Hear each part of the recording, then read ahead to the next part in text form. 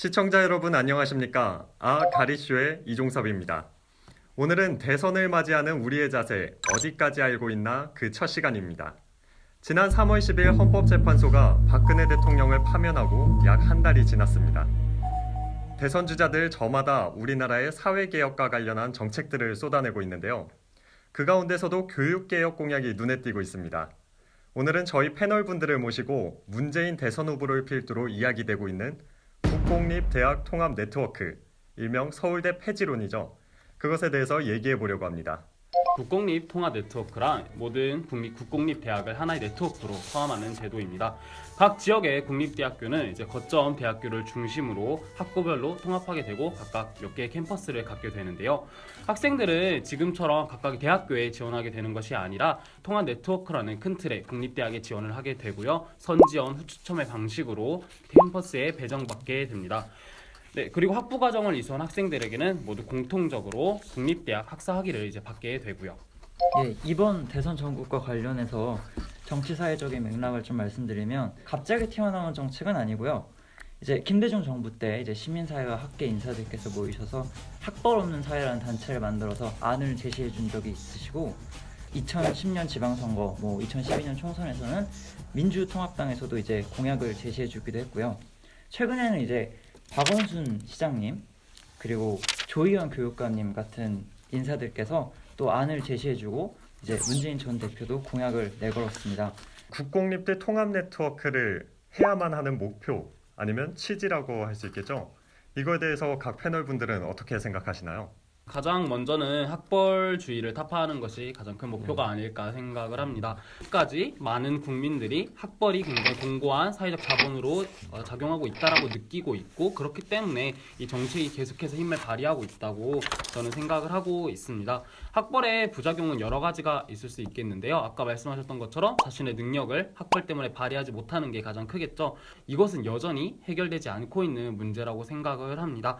그렇기 때문에 국공립대 통합 네트워크를 통한다면은 이러한 문제를 해결할 수 있지 않을까. 그리고 이것이 가장 큰 목표가 돼야지 않을까라고 생각을 하고 있습니다. 그래서 지금 대선 전국이고 우리가 적폐청산이라는 단어로 요약이 되는 그런 어떤 국가 대개조의 필요에 직면해 있지 않습니까?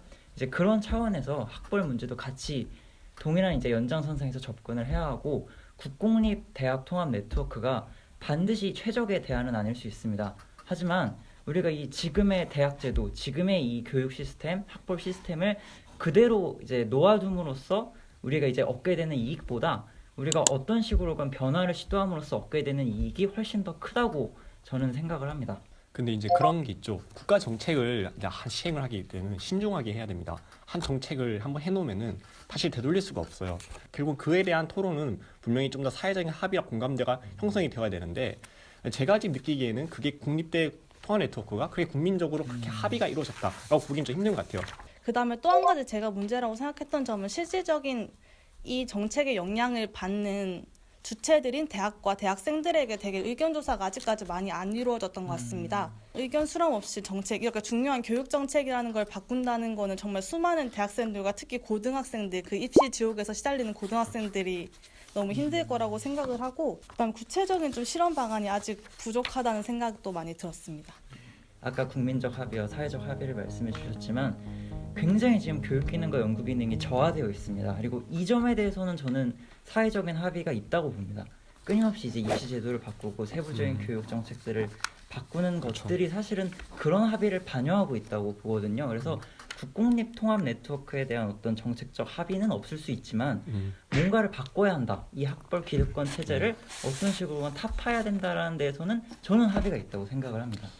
아직은 부족한 면이 많다고 저도 동의를 하고 있습니다. 그런데 그럼에도 불구하고 제가 찬성을 하고 이것을 강력하게 주장하는 이유 중에 하나는 지금까지 대한민국의 교육 정책의 역사는 대부분 수월성 교육이나 발전에 초점을 맞춰서 이루어진 교육들이었습니다. 저는 국공립 통합 네트워크를 기점으로 교육 정책의 아예 기조 자체가 대한민국의 기조 자체가 변화할 수 있지 않을까 그리고 변화해야 된다고 생각을 하는 입장입니다. 하지만 이게 정책적으로 실현이 된다면 구시대적 교육관을 완전히 청산하고 신시대적 새로운 사회에 필요한 교육관의 부합하는 교육 모형과 연구 모형을 제시해야 한다고 생각합니다. 국공립 통합 네트워크를 통해서 학벌주의를 타파하고 새로운 아까 신시대의 교육 모델로 나간다고 했잖아요. 저는 그게 프랑스에서 비슷하게 이루어지고 있다고 생각을 합니다. 그러니까 프랑스에는 이미 국공립 통합 네트워크 비슷한 정책이 실현이 되었고요. 많은 대학교들이 1대학, 2대학, 3대학, 4대학 등으로 불리고 있어요. 거기서는 어떤 대학이 1등하는지 2등하는지에 어떤 국민적인 관심이 지금처럼 쏠려 있다거나 내 자녀가 어느 1등 대학에 가는 거에 초점이 맞춰져 있지 않다 이런 이야기를 하고 계신 거 저는 그렇다고 생각을 하고 저도 거기에 이 정책의 최종적인 목표, 어떤 궁극적인 목표가 달려 있다고 생각을 합니다. 저는 개인적으로 생각하기엔 프랑스는 평준화돼 있다고 얘기를 하지만 프랑스 교식 교육은 저는 엘리트주의의 끝판왕이라고 사실 생각합니다. 파리의 다른 모든 대학들은 평준화가 되어 있어요. 한 대학을 빼고.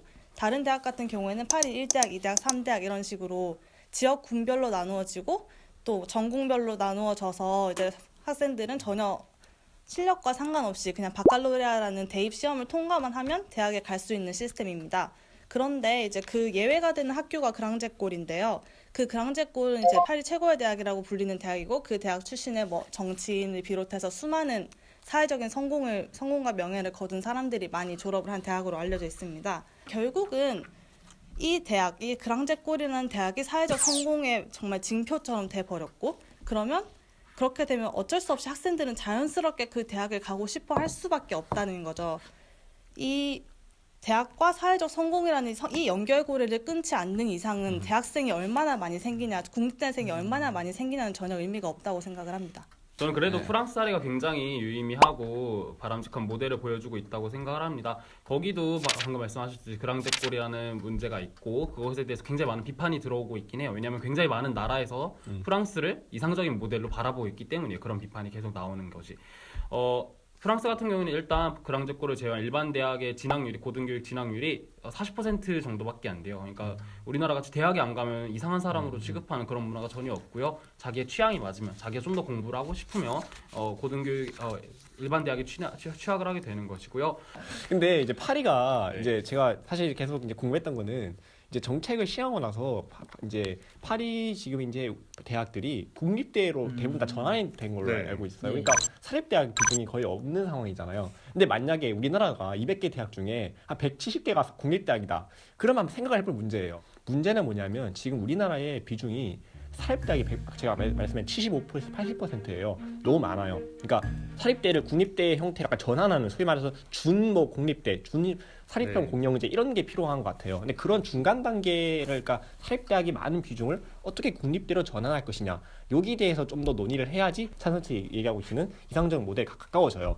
근데 지금 그거에 대해서는 전혀 대책이나 어떤 대안이 없는 상황에서 너무 전속으로 또는 굳이 이걸 정책을 추진했을 경우에는 국가 경쟁력의 어떤 약화 이런 게 분명히 필연적으로 발생할 수밖에 없다는 부분을 좀 말씀드리고 싶고요. 그러면 혹시 사립대를 어떻게 하면은 국공립대 통합 네트워크에다가 편성해서 이쪽에서 지적해 주신 것처럼 통합해서 만들 수 있는지. 이 문제가 뭐냐면 이 학벌주의 문제와 결국 결부가 되는데 우리 사회 구성원들 전체가 자꾸 이 교육을 신분 상승의 문제로 바라본다는 데 문제가 있다고 봅니다. 그 뭐 사립대가 공립대보다 더 잘하느니 못하느니 공립대 일원이 되느니 마느니 하는 모든 문제를 우리가 볼 때 신분 상승의 견지에서 보고 이제 서울대가 1등이다 얘기하는 거는 신분 상승을 서울대에 들어간 애들이 제일 많이 했기 때문에 그리고 연고대가 뺏어간다는 거는 연고대가 신분 상승을 이제 다 가져갈 테니까 이런 견지를 보고 있다는 건데 그 차원에서 보지 말고 정말 교육 기능과 연구 기능을 우리가 얼마나 하고 있는가 우리가 정말 얼마나 이 인재들을 데려가서 정말 이 사회에 필요한 자원으로 숙성을 시키고 있는가 이런 관점에서 우리가 평가를 하기 시작하면 사립대가 그 어떤 시스템으로 굴러가는 것과 상관없이 국공립대학 통합 네트워크라도 일단 만들어서 우리의 이 교육 기능과 연구 기능을 전면적으로 개편하지 않으면 사회 자체에 답이 없다라고 저는 지금 보고 있습니다. 사회 자체에 답이 없다라고 저는 지금 보고 있습니다.